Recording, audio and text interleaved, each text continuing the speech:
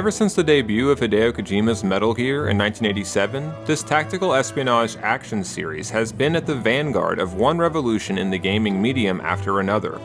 In this video, we'll look at how each entry changed gaming forever.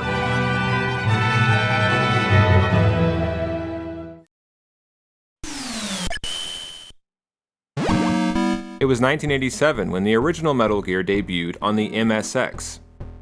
Kojima had been tasked by Konami with what should have been impossible: to provide the aging Japanese computer platform, the MSX, with a fast-paced action game to rival the arcade hit by Capcom, Commando. Metal Gear 87 proved that a great game didn't need cutting-edge graphics or technology, as long as the ideas and how they were executed were sound. Metal Gear used the MSX's own limitations to its advantage, while challenging established traditions in games like the idea that you had to kill every enemy on screen. Meanwhile, how the game implemented the stealth genre as one of its earliest examples drew heavily from the adventure game and RPG formats, both of which were highly popular in Japan. These weren't just stealth scenarios. Metal Gear was immersive.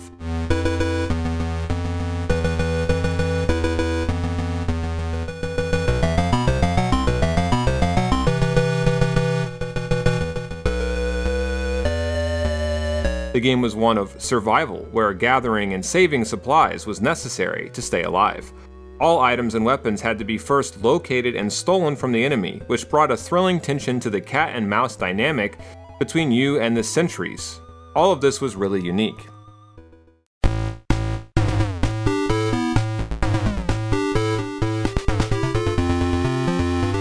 There was also an unusual emphasis on story and situation than your standard action game. Metal Gear had drama that would emerge as you played.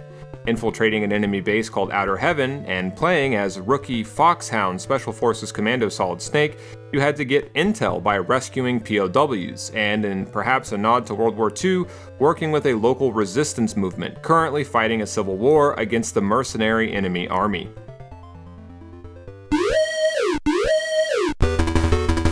Metal Gear also featured a selection of boss fights that were surprisingly dynamic. Each boss had to be taken down with a unique weapon or approach, which required often enough thinking on your feet. As did one scenario, for example, when you were captured by the enemy and lost all your gear. The mission, codenamed Operation Intrude N313, required tracking down your missing-in-action comrade Gray Fox and learning of the enemy's secret weapon, the bipedal nuclear platform Metal Gear TX-55, from the creator forced to build it, Dr. Petrovich Madnar. After facing Metal Gear in combat at the end of the game, it's revealed the true enemy leader all along is the man who's been giving you orders, Big Boss. This dramatic shift began a crucial tradition by Metal Gear games of totally betraying player expectations and initial premises. Another crucial innovation also had to be the context-sensitive radio calls in the original Metal Gear. These were relative depending on your current location, equipment, or action, which synced gameplay and narrativity on a micro scale. Again, this dedication to interacting with player choice felt more like an RPG or adventure game than a standard action game.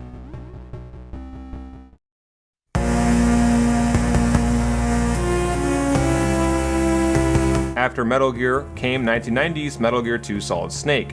Improving and expanding on everything about the original, Metal Gear 2 sadly did not come out in the West until 2006, but in Japan its impact was massive. Metal Gear 2 was more story-heavy and more about storytelling generally. Following the first game's lead, Solid Snake was immersive. Now guards saw in a 45-degree wedge instead of just straight ahead. They moved freely throughout large sweeping areas, and Snake's environment became more important than ever. You could now crawl under objects and had to watch for noisy floors or squeaking sand. You could make noise to draw the enemy's attention, and when spotted, the enemy no longer just forgot you existed, they'd try to hunt you down. Metal Gear 2 featured scenarios that all made heavy use of the environment, from tracking down a special enemy by following through a maze-like swamp to using a refrigerator room to activate a key made of shape memory alloy.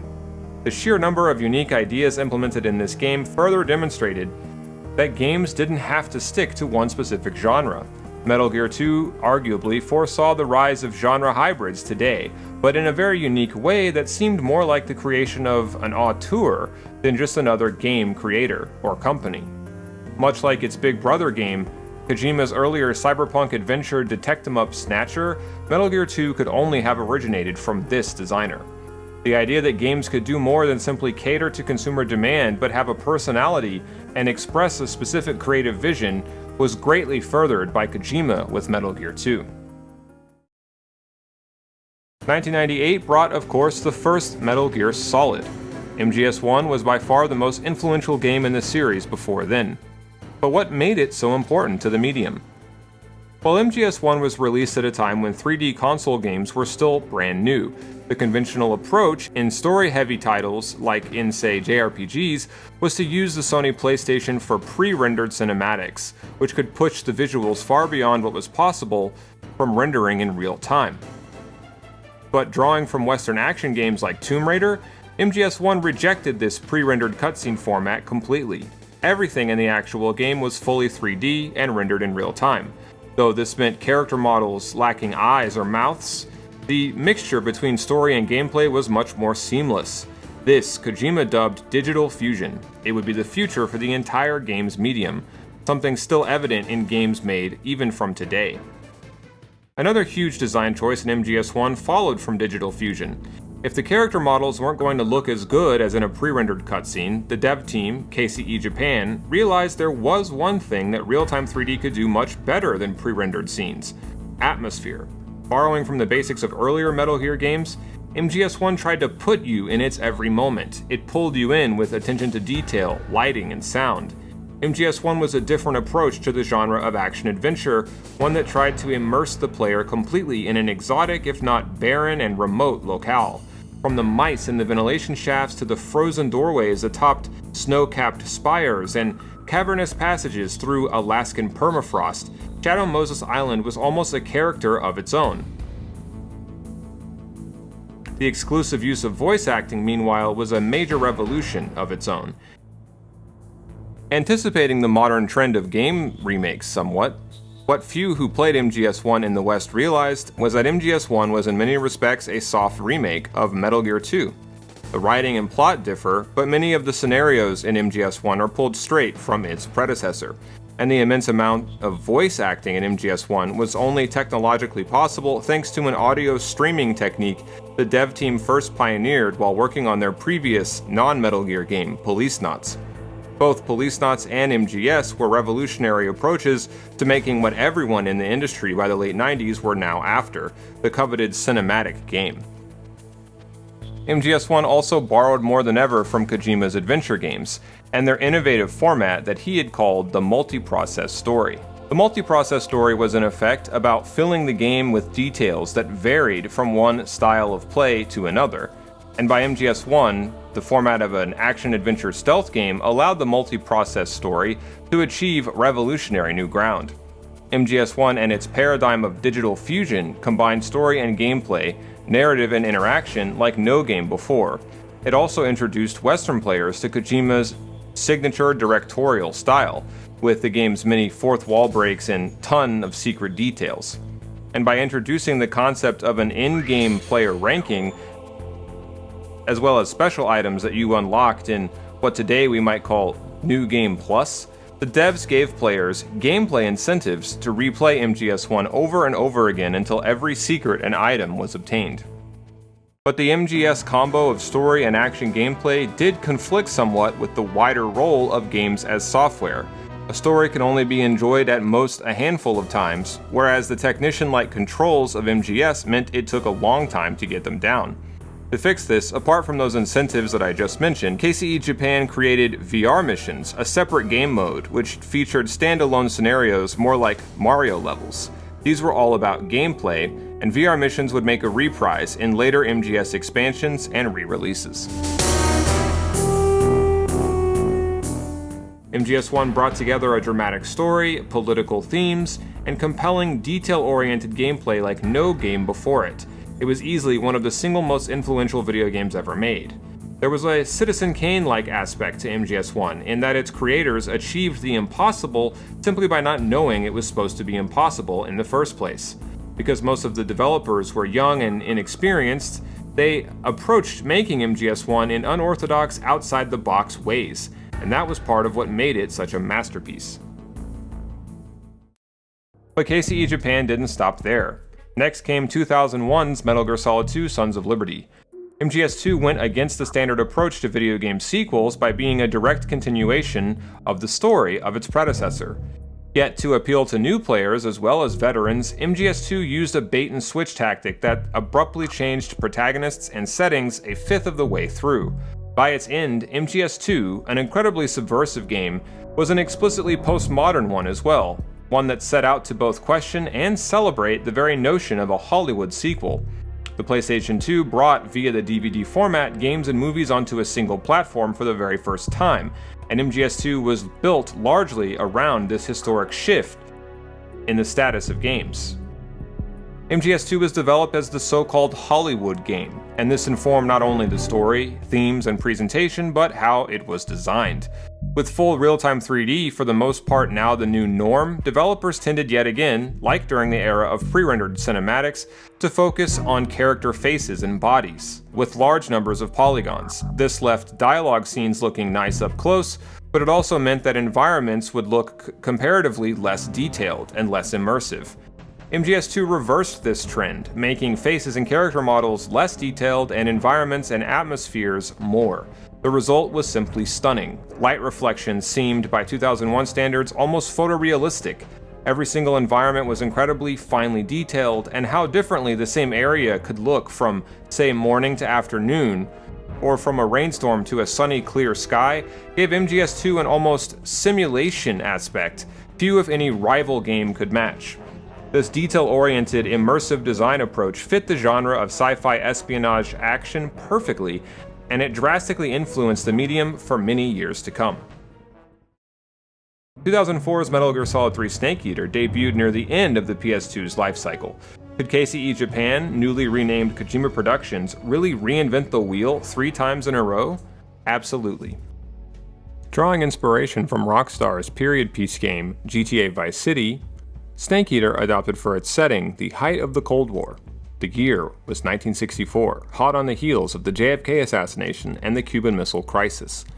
This retro setting brought a new idea of the cinematic to the medium, while immersing players in a culture and a history well before their time. Snake Eater expanded the medium's horizons in terms of what settings and eras it could explore. Now games had suddenly proven, with just a single release, that this still adolescent-aged 3D medium could deliver the gravitas and spectacular entertainment values of a Hollywood feature film. Yet MGS3 kept enough good humor and bizarre anime trappings about itself to remain decidedly what could only be a game.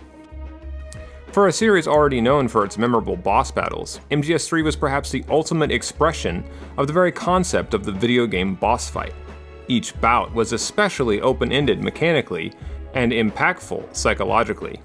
There was, for example, the End, the photosynthetic sharpshooter, whose battle, which could last nearly an hour, was a true test of player endurance.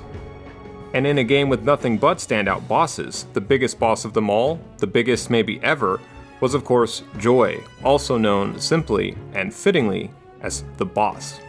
The emotional buildup and cathartic release of this final showdown was arguably like nothing before it. And even now, nearly 20 years later, story-heavy games are still trying just to match the intensity, the drama, and the design of just this one moment from MGS3. It was truly, as the character Major Zero would say, one for the history books. Metal Gear Solid 3 brought the series where it had never been, the wilderness. Now environments not only looked amazing, they became a crucial part of gameplay, more than ever. The terrain now had contours more like the messiness of real environments, and the new camo system took the conceit of real time to new levels. Now in real time, the game measured how well your current camo blended in, never before seen in a console stealth game. And by taking away the standard Metal Gear radar box on your HUD, the devs made players have to rely on their naked eye. Observation of a level had never been so important to gameplay in this series. Another crucial advancement by Snake Eater was system integration. Now Snake had not only a life bar, but a stamina meter, which governed how well you'd perform at crucial moments. A beautiful dynamic was implemented between food, ammo, and medicine, all interacting with the stamina bar and the life bar. That all worked in turn off how many alerts you were triggering and how much fighting you were engaging in. This systemic model meant that MGS3 became more of your own the more you played it, and it would become the new standard by which every future MGS would build upon. MGS3 in turn inspired not only other games, but helped innovate a new entire genre, the survival game.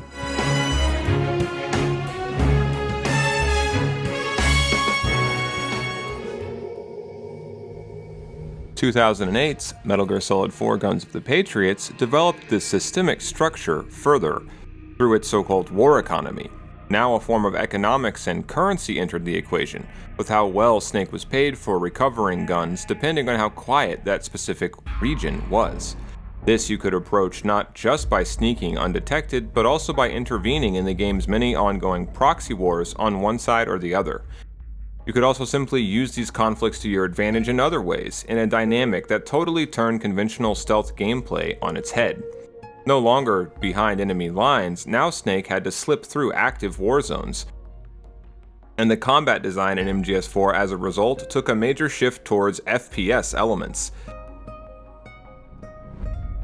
The controls became finely tuned, and yet again, MGS had hybridized genres that had never gone together quite like this before. MGS4 also innovated an approach to making cinematic, story-heavy games that many Sony first-party exclusives continue to emulate today. Guns of the Patriots tapped into the power of the PS3 console in ways that few games ever would, and used handcrafted facial expressions that pushed gaming beyond the so-called uncanny valley. Other elements of how the game looks verged for the first time on true photorealism in ways more resembling, say, a computer-generated physical simulation than a standard game of its era. But with 2010's Metal Gear Solid Peace Walker, Kojima Productions went back to the Metal Gear basics.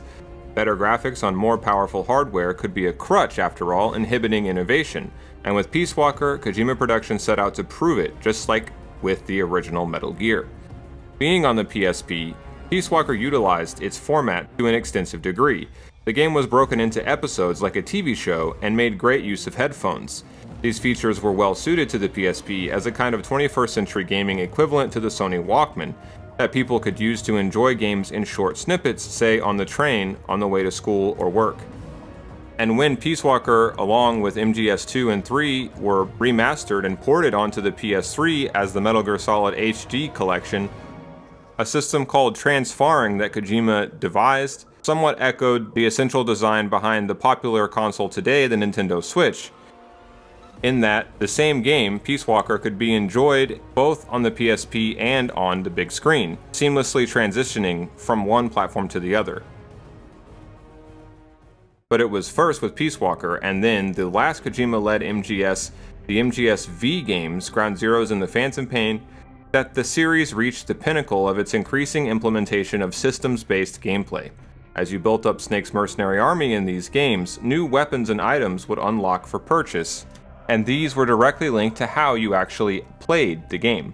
This required more open-ended mission design, so that more like an RPG, the same objective or enemy could be dealt with using different weapons and tactics. The way you had a choice over which units of Mother Base, Snake's HQ, to build was like an RPG, introducing something like player stats in MGS for the first time. But it was not until the last in the MGS5 class games, the Phantom Pain, that this systems concept was fully achieved via gameplay. The Phantom Pain actively adjusts to your given playstyle, so that it almost remembers gameplay choices you repeatedly have made. Sneak through an area too many times, and eventually the enemy will cover your usual infiltration route there with claymores. Make too many headshots, and soon the enemy will equip helmets. And on and on. Little tweaks like these were implemented via game AI automatically, so that like an RPG, the more you played the Phantom Pain, the more it started to become yours and yours alone. The Phantom Pain applied this systemic approach to a genre that the series had never been before, an open-world game. There was rarely any loading necessary between areas in the Phantom Pain, and the same mission played completely differently depending not only on Snake's loadout and tactics, but time of day, infiltration route, and method of exfil. And if you returned to a prior mission, the enemies there would be stronger and better armed relative to your overall progress in the game. This unbroken continuity that built along systemic lines that developed as you did over time was the ultimate realization of the systemic model that MGS had been developing for 5 years. This systems approach remains, even 5 years on, incredibly groundbreaking. Who knows what new kinds of game design the Phantom Pain will have provoked. From its lowly origins on the MSX in 1987 to its high-profile final release on console and PC in 2015, Metal Gear remains one of the most important and influential game sagas ever made. And hopefully after this video, it's clear why. Until next time, boss.